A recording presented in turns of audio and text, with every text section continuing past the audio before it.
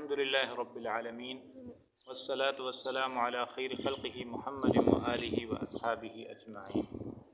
ہندوستان کے سلمان ندوی نے حضرت معاویہ رضی اللہ تعالی عنہ کے خلاف سخت زبان استعمال کی اور انتہائی غلیظ الفاظ استعمال کیے ہیں، اور پھر اس کا جواب بھی علماء نے دیا ہے۔ لیکن ہم اتنا عرض کرتے ہیں کہ کیا حضرت امیر معاویہ رضی اللہ تعالی عنہ صحابہ میں نہیں ہیں؟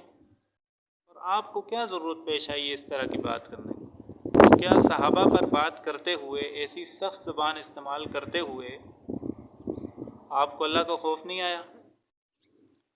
کیا اللہ کے رسول صلی اللہ علیہ وسلم نے یہ نہیں فرمایا کہ اللہ فی اصحابی لا تتخذوہم غرضا من بعدی، کہ اللہ سے ڈرو، میرے بعد میرے صحابہ کو نشانہ مت بناؤ۔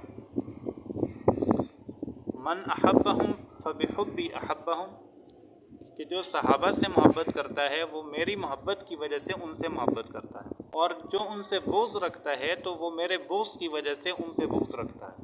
اور فرمایا کہ جس نے ان کو ایذا دی اس نے مجھے ایذا دی، اور جس نے مجھے ایذا دی اس نے اللہ کو ایذا دی، اور جس نے اللہ کو ایذا دی تو قریب ہے کہ اللہ تعالیٰ اس کو اپنے عذاب میں پکڑے۔ اور ایک حدیث میں ہے کہ رسول اللہ صلی اللہ علیہ وسلم نے یہ فرمایا کہ جب تم کسی کو دیکھو کہ وہ میرے صحابہ کو برا کہہ رہا ہے تو تم یوں کہو کہ لعنت اللہ علی شرکم۔ اور ایک جگہ ارشاد فرمایا کہ آگ اس مسلمان کو نہیں چھوئے گی جس نے مجھے دیکھا یا جس نے اس کو دیکھا جس نے مجھے دیکھا ہے۔ صحابہ کی تو بڑی فضیلت آئی ہے، اور ان کو تکلیف پہنچانا اور ان ایسی زبان استعمال کرنے کے بارے میں سخت وعیدیں ہیں۔ تو کیا حضرت معاویہ رضی اللہ تعالی عنہ صحابہ میں شامل نہیں ہیں؟